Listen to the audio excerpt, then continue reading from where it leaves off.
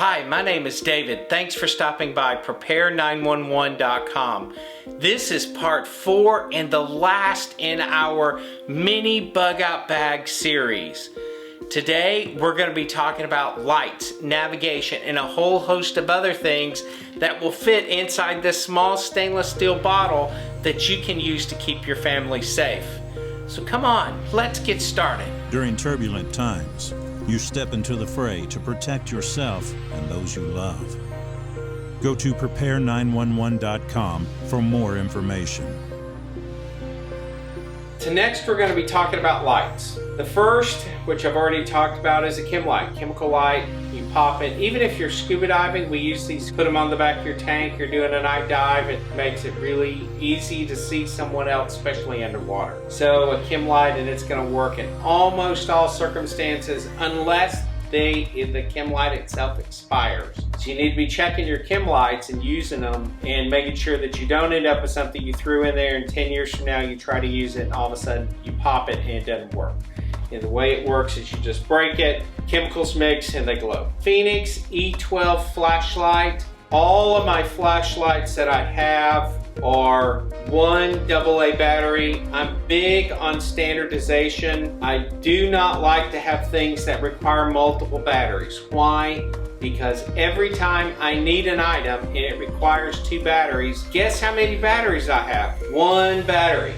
So I standardized. I just want a single AA battery, and I try to have AA batteries to the extent possible in all essential equipment. You can standardize on whatever you want. Mine is AA batteries. Some people like CR123, some people like AAA batteries. I just stick with single AA batteries for as much equipment as I can get. Even my ham radio sets, I always buy the extra battery pack for AA batteries that power the radios.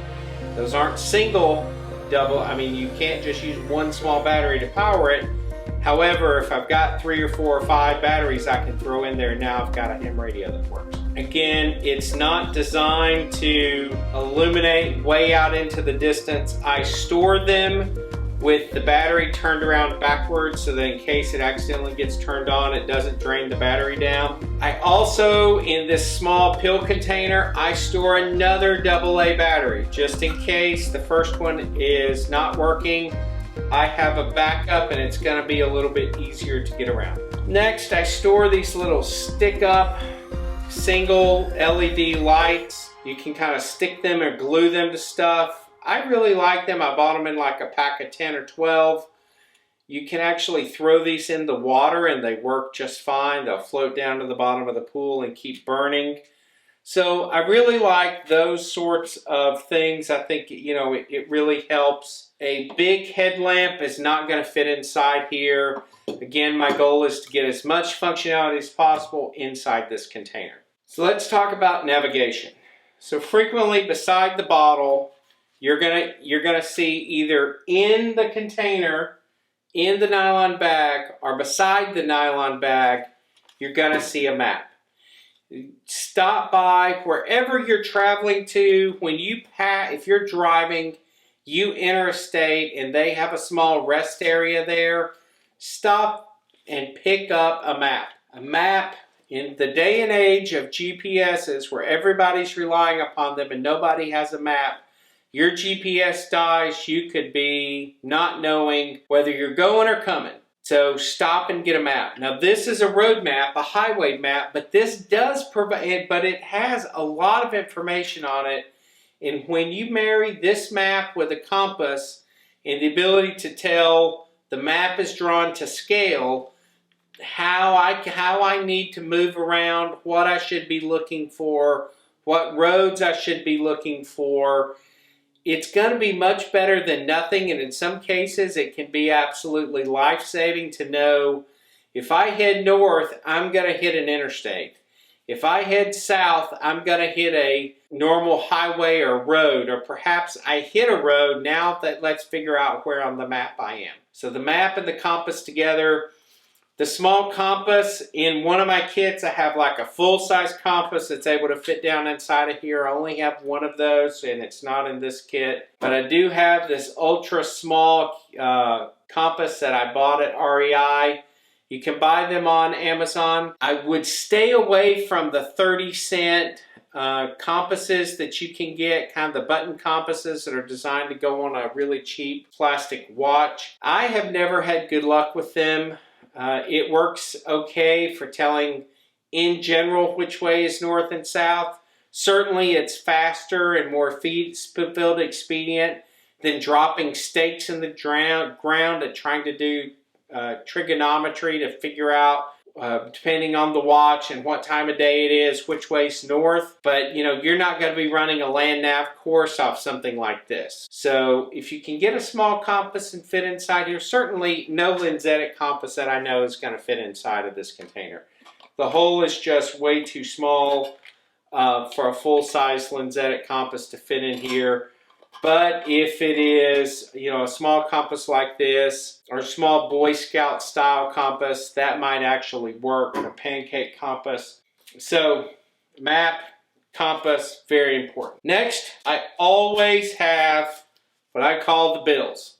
You need to have about $100 thrown inside your bottle. And I would try to stay away from these single $100 bills. It would be great if you could have a couple $100 in there. Here's why. Let's say you are at the gas station and your card stops working, or whatever you have stops working, and you need to buy gas. Then you can pull out the $100 and go in, and that will give you more than enough to get a full tank of gas in most vehicles. Maybe in your area it needs to be $500, maybe it needs to be $20. You figure that out for yourself. But I would keep cash inside of there, preferably in 20s, maybe a few 10s, a 5. If you want to put a $100 bill in there, it's great, but just remember, in a bad situation, it's funny, nobody has change. You know, it's like you ask a taxi cab driver, you have change? Nope, no change. But if he's got to give you something back, he's not giving you a great big bill. He's going to pull out that wad of change that he's got, or those small bills all over the place. He doesn't want to give up. If it sounds like I'm a little bitter, this has happened to me before. It's happened to me before. You know, keep money inside of here. I also keep a small P38 can opener. This goes all the way back to the Army days. I believe this was invented during Korea, where you had C rations or K rations and tried to open them.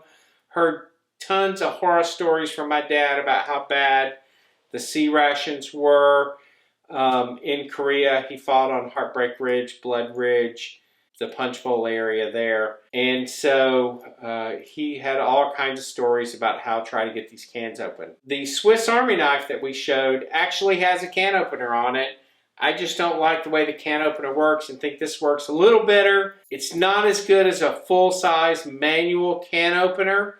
The one that's got, you know, the little clamps on it that you clamp down and you open anything up. It doesn't work that good, but it's certainly better than nothing, and it is way better than trying to get your knife out and cut your can open. Because as soon as you get your knife out and you start cutting the can open, you're going to stick yourself somewhere you don't want to get stuck. I've just seen it happen over and over and over and over and over again. Especially when I was leading Boy Scout troop, we just told them, don't bring your knives around the cook area. Because somebody was going to have a can of pork and beans and they decided they were going to try to cut it open. And next thing you know, we're going to the aid station because I turned my back and somebody whips out a knife and started trying to pound the knife into the can. Don't do that. Always have a handcuff key. You know, I'm not saying you're prepared if you get arrested or anything, but let's say you have a girlfriend who likes to monkey around with a pair of handcuffs that she found from her brother and handcuffs the two of you together. Or something like that. Think of some witty scenario that you can tell to yourself. These handcuff keys, you can buy them on Amazon all day long. They are super cheap and work in most handcuffs. Buy a handcuff key and shove it inside the bottle just in case. Hey, if you're thrown in the trunk with terrorists, and you've got handcuffs on, then maybe they don't take your bottle, they throw that in the back with you so that you can get your handy dandy key out. Likelihood of that happening are probably 0, but in case you end up with a set of the silver bracelets on and you need to get out of them, the handcuff key is really helpful in that limited circumstance that you hope you never find yourself in. Next, Earplugs. If you ever get stuck in an airport or something with overhead speakers, if you are ever in a refugee camp, if you're ever in any place that has a whole bunch of people that are all together and they're talking loud and you need to sleep for some reason or another. Maybe somebody's going to watch over you and your buddy are going to take, or you and your spouse are going to take turns sleeping. These will let you sleep when it's louder outside than you normally would be able to. These can be a lifesaver. Next is a fishing kit. This is just a super small kit that you can probably tell by the duct tape I put together myself. It has got 6 hooks, 3 lead sinkers, a safety pin, a couple of bobbers, and 50 foot of fishing line. All wound up tight, and it fits inside the duct tape, which goes right down in the bottom of the container and is almost always the bottom thing on my container. The reason it's the bottom thing is because it's the least likely thing that I'm going to use, because I'm not a fisherman. I suck at fishing. There are many things in this world I'm good at. Fishing is not one of them. But if I am in a wilderness situation that is remote and desolate and there's a creek there or a river there and I need to get food out, this is a possibility of trying to do it. It's also a very distinct possibility that I could starve if I had to rely on just this to get me food out of some kind of river or stream, even if there's a whole bunch of fish in the river or stream. Also, I store a series of nails. These can be any size nails that you want. Big nails, small nails, whatever, our variety. 8, 10, 12, whatever room you have in the center of your kit. Certainly don't let it be on the outside. I would put this in there as you've got most of the kit full or in any extra spaces. Because if you put it something close to the outside, it's just going to bang into the side and make a bunch of noise, and you don't want noise because noise is annoying. Noise can also get you hurt or killed in a non-permissive environment and can get you tossed out even in a permissive one. Also, safety pins are a great thing to store inside the bottle. You can connect clothing together, you can pin money inside your clothes, there's all kinds of stuff you can do with safety pins. Next is the good old-fashioned survival blanket. And I swear, every time I see people with these things, I chuckle and I cringe that I put one inside of here. But hey, it's better than nothing. It does serve a reflective value, meaning if you wrap it around you and it's cold, you're going to be slightly less cold than you were without it. If you have a jacket and it's really cold, you might be able to line this on the inside of your jacket and make yourself a little bit warmer and also extremely loud, because what I don't like about this is if you've ever unrolled this and the wind's blowing, this crap is like loud as holy snot. And you're going to need the earplugs if you try to sleep under like a lean-to made with this. The only way I've found that this actually works really well for me, and maybe there are brilliant people on YouTube that are just going to say I'm doing this wrong. You build the small lean-to on the very bottom side of the lean-to facing you. On top of the sticks, you can stretch this stuff out, then place stuff on top. What invariably happens is I don't pay close attention and a stick goes right through here, and then it rains, and guess where the water comes in? Right through the hole that I punched in it. But I've got duct tape to try to fix that, but you know, I've only got not enough duct tape. So, but it does work. On the underside of a lean-to, you're underneath the bottom, you build a small fire in front of it. You can get a slight reflective effect off of this onto you. I will tell you though that what you find out about a fire is that the front of your body burns up and the backside freezes, and then you do this skewered pig routine of where you're constantly rotating all the way around in front of the fire, where you try to let your back warm up and then you let the front that was just burning up now freeze while the other side of you gets warm while embers blow on top of you. It just sounds great, right? This is just awesome when it's in a bad situation. But reflective blankets can help a little bit sometimes in the right circumstances. It does work okay as long as you don't puncture it to keep water off of you. But then again, I always seem to put a stick through it when I'm trying to put debris on top. Some of the other things that we have inside of there, this is a small K-bar knife that I got. Knife was really expensive, it was around $100. It's super thick. This is thicker than some of my Becker knives. It's super small, it fits easily in your hand. It would be great to do some light batoning with if you needed to, as long as the wood wasn't too thick and you could get this into it and through it. This will also fit inside of this container. I tried my darndest to make a Mora knife fit inside here. It will if you grind the ends off of it just a little bit, but in general a Mora knife will just barely not fit inside of this container. But because this has to fit inside of the container, and it comes with a super nice sheath, which is I keep in a separate part of the house, but the sheath won't fit inside the container. It takes up too much room. So I simply took a piece of cardboard and wrapped it in duct tape and made my own sheath out of it, and that way it would all fit inside of here. I've seen some people that will take and put their fishing stuff on the outside or on one side of their knife. Next is the wonderful Swiss Army knife. Specifically, I like the one that has the scissors and the saw. There's a bunch of them that have this combination, but having the scissors and the saw particularly is what I like. The reason being is because when you get a blister, and if I'm moving around a lot, especially if I haven't worn the particular shoes that I'm going to be wearing, I end up getting hot spots all the time and I put mold skin on my feet. I use this pair of scissors in order to cut the round circle of mold skin out, and I fold that in half and cut the little half moon out of the bottom of that so that when I open it up, it's a little donut shaped, like a nice Krispy Kreme.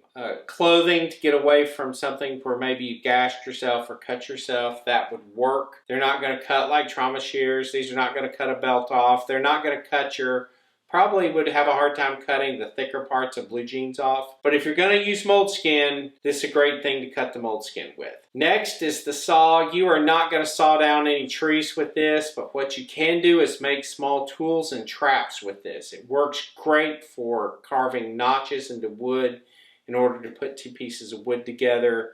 Perhaps you're going to notch wood and then put a stick in it or put a nail through it or something like that. All those are great options. Swiss Army knife can have its own video, tons of different uses, lots of things on it, tweezers in particular to get stuff out. I love that it's got the ring on it. So again, you can put it on a necklace or put it on your survival gear that you're going to wear around your neck. That's an option too, but it simply goes inside the bottle as another piece of equipment. So that is about all that I have, other than having a small set of super glue that I keep inside of here. I'll tell you though, I've seen a lot of people on YouTube talk about using industrial super glue in order to put wounds back together. And you know what? If other people want to do that, that's great.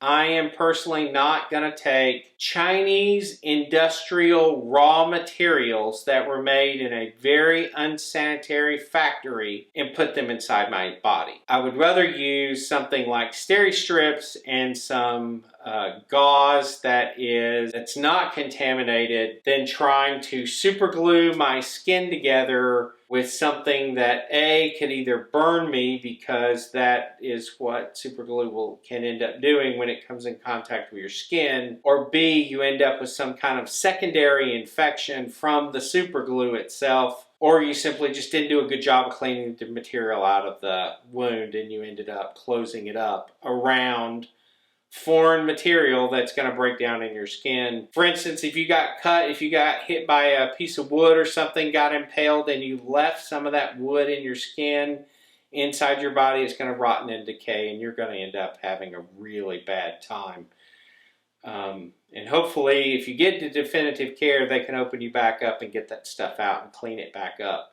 If not, good luck with the antibiotics, because you're going to certainly need some, because you could very well go septic and die. So that was kind of a grim note, but this is essentially all the items that I put inside of the bottle. Again, the goal is the most amount of functionality inside the smallest container